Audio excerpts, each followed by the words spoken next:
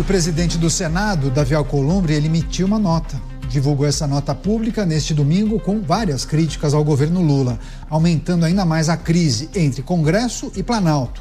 Segundo ele, os governistas tentam convencer a população por meio de narrativas de que os parlamentares aceitam resolver as divergências entre os poderes em troca de cargos e emendas, considerando as insinuações ofensivas ao legislativo.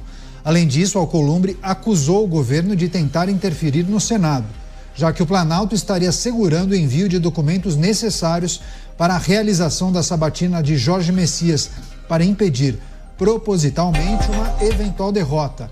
Horas mais tarde, a ministra das Relações Institucionais, Gleisi Hoffmann, também veio a público tentar abafar essas críticas, afirmando que o governo tem o mais alto respeito e reconhecimento por Alcolumbre e nem em troca de apoio.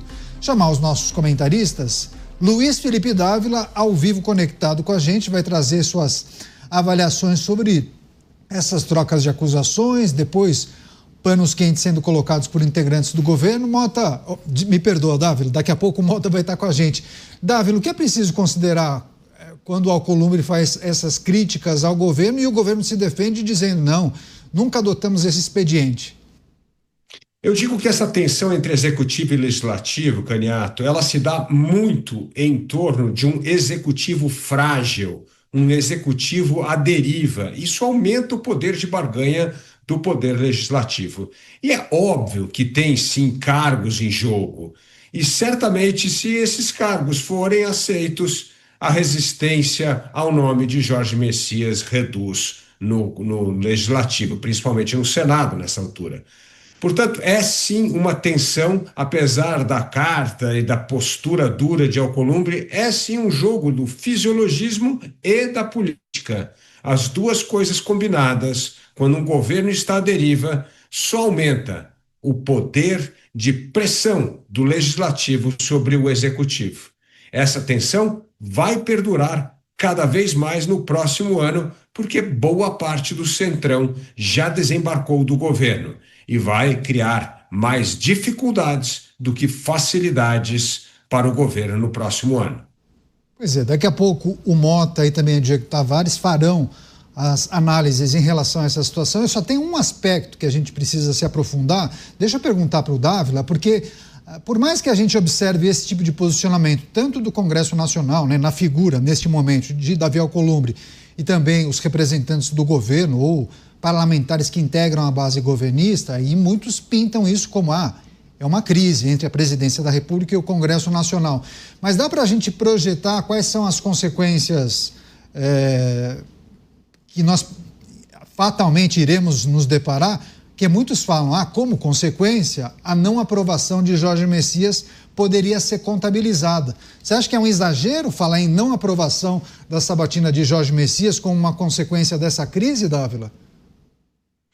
Bom, se a crise não for bem administrada, Caniato, pode acabar na rejeição do nome de Jorge Messias, mas eu entendo que ainda tem um longo caminho até que isso ocorra. Portanto, o governo precisa entrar em ação, os articuladores políticos, mas o que não pode acontecer é manter uma relação tensa entre executivo e legislativo por muito tempo, porque o desgaste pode sim levar a sabatina de Jorge Messias ser algo que coloque em risco a nomeação dele. Mas tudo o que nós sabemos hoje é que essas tensões existem, mas uma boa conversa do presidente do Senado com o presidente da República pode desanuviar este ambiente que hoje está carregado justamente por falta de diálogo.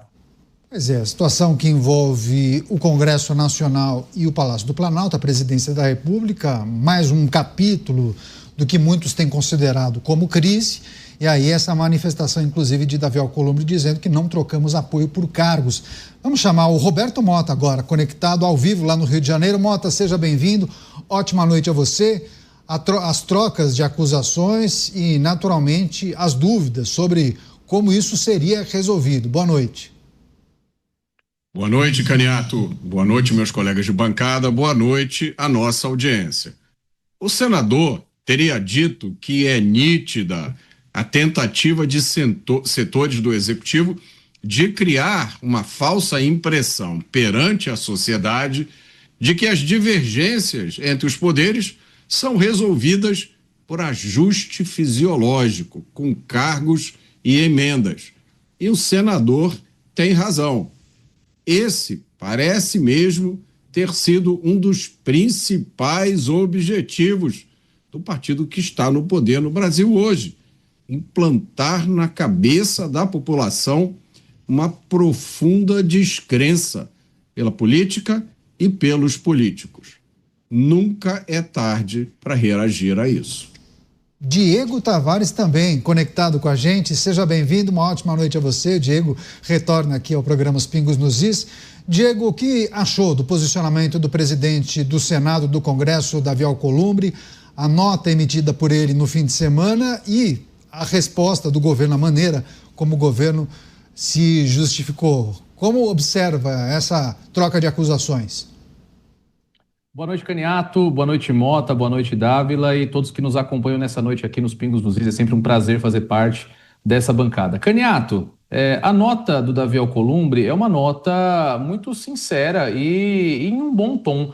Mas se nós vivêssemos em um país de fantasia, onde nós não escancaramos dia após dia que, de fato, como disse muito bem o Roberto Mota, as discordâncias são sim resolvidas com mais emendas, com mais cargos. Enfim, claro que como o presidente do Senado diz, uma tentativa do poder público, do poder do governo federal, do poder executivo, de interferir na agenda do Legislativo Federal. Mas quando é que isso não tem acontecido nos últimos anos? Qual foi a última vez, por exemplo, que o Senado Federal exerceu bem seu papel ao sabatinar um candidato indicado pelo presidente da República ao Supremo Tribunal Federal e, de fato, escrutinou o candidato, levou o seu conhecimento jurídico ao limite? Ou, em última análise, qual foi a última vez que o Senado Federal recusou um candidato ao Supremo Tribunal Federal? Eu já respondo aqui para a nossa audiência: há mais de 130 anos, quando foi indicado um médico ao posto de ministro do Supremo Tribunal Federal, Barata Ribeiro. Agora, é claro que antes tarde do que nunca. É sempre bom ver o presidente de uma casa colocar isso às claras, colocar isso na mesa, mostrar para a sociedade como que as coisas funcionam, ou melhor, como que elas deveriam funcionar, né? De fato,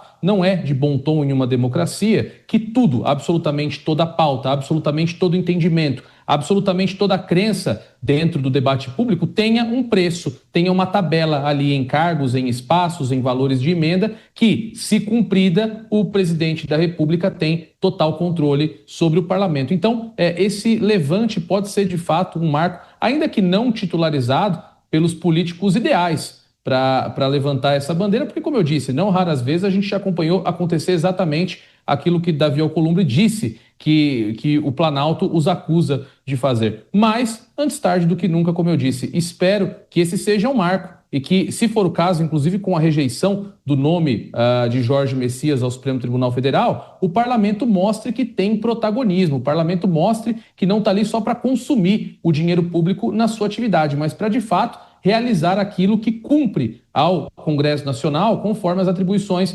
constitucionais, para que de fato sabatinem o ministro, para que de fato estudem as pautas, para que de fato votem por convicção e não por conveniência política. E isso é especialmente emblemático, considerando que nós estamos aí em ano pré-eleitoral, um momento que geralmente todas as negociações acabam aumentando o seu volume para que os parlamentares tenham mais facilidade com as suas eleições, com as suas reeleições. Enfim, dá um pingo de esperança de que o Brasil consiga efetivar, de fato, aquilo que está previsto na Constituição já há muito tempo, que é a tripartição de poderes, que é um poder funcionando como freio e contrapeso do outro, que nós não vivamos mais nessa disfuncionalidade entre os poderes da República.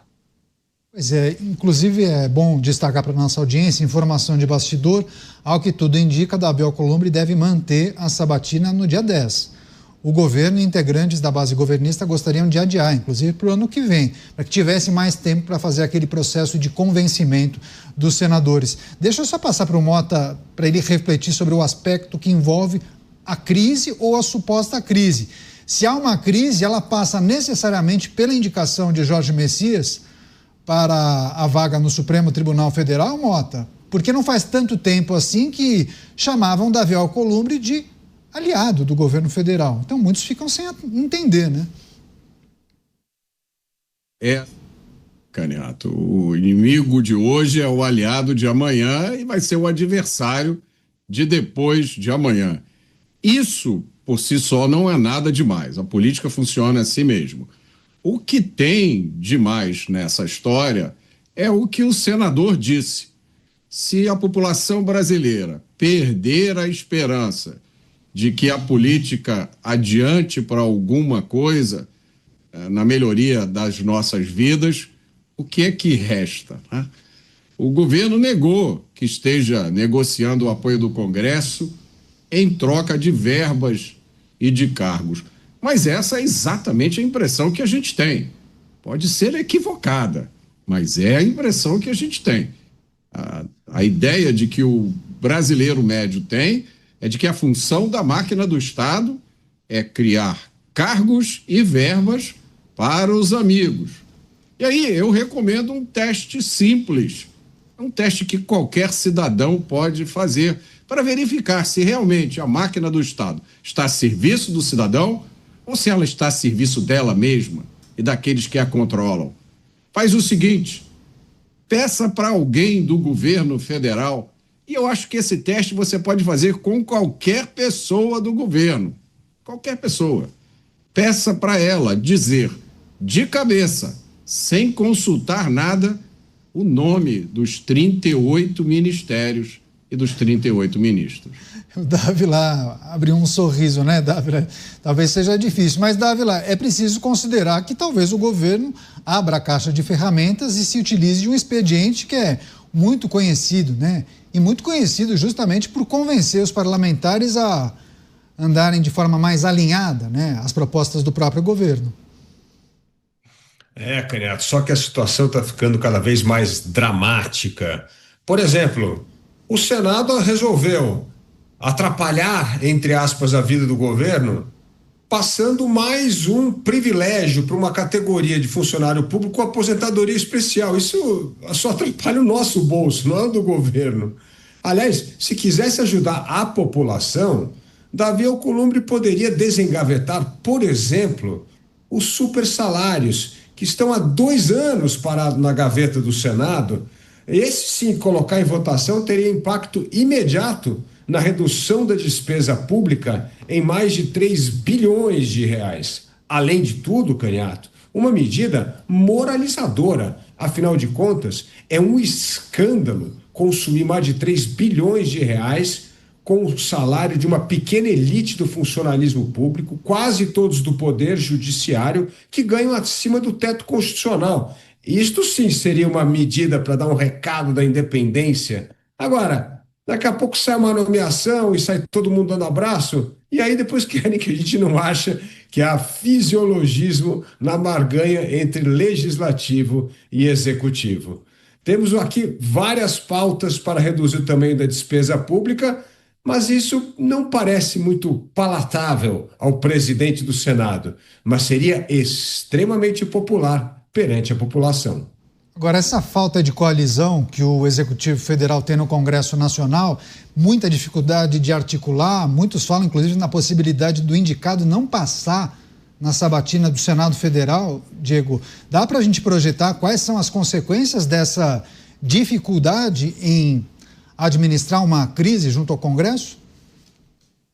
Olha, eu acho que o principal diagnóstico que nós temos aqui, Caniato, é a criação já há algum tempo de uma cultura de governo que fugiu daquilo que é o nosso presidencialismo de coalizão. Nós temos hoje uma cultura de governo eminentemente calcada no acesso dos parlamentares ao orçamento público, seja por intermédio das vagas disponíveis na máquina pública, que são inúmeras, seja pelo acesso a uma quantidade cada vez maior de emendas parlamentares. O que nós acompanhamos nos últimos anos é uma dificuldade imensa do presidente da República estabelecer uma base sólida dentro do Congresso Nacional. Isso se deve a vários fatores, também pelo agigantamento de alguns partidos, enfim, pela própria polarização política que colocou o centro do espectro político em um espaço, digamos, desconfortável nas discussões dentro do parlamento. Mas o fato, e isso se evidencia por números, inclusive, vou dar um dado aqui, nas eleições municipais, cerca de 98% das prefeituras que mais receberam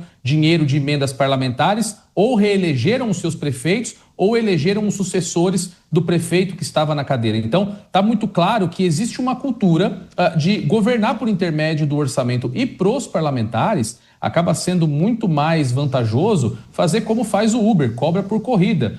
Cada pauta se faz uma demanda diferente, para cada pauta nós pedimos novos cargos, para cada pauta nós pedimos uma fatia nova do orçamento, ao invés de se consolidar uma base sólida com a qual o governo pode contar na aprovação das suas pautas. Então, o principal problema é esse. O parlamento hoje entendeu que existia uma receita para que os parlamentares se reelejam a cada mandato, para que se perpetuem no poder, e investem nessa receita. O problema essa receita depende do orçamento brasileiro, que, como inclusive nós vamos repercutir aqui mais para frente, está extremamente afogado. Nós temos um problema fiscal muito grande e mesmo assim parece que os parlamentares não largam o osso, e o governo também, ao seu turno, não se propõe em estabelecer uma agenda de país que traga, na base do discurso, na base da ideologia, vozes dentro do parlamento para que engrossem esse projeto, para que esse projeto seja de fato, e também do ponto de vista eleitoral, viável, para que esses parlamentares também, olhando para a sua reeleição, possam a ele aderir. Então, se o governo não faz a sua lição de casa de ter um projeto para o país e o parlamento fica mais vulnerável a essa receita de reeleições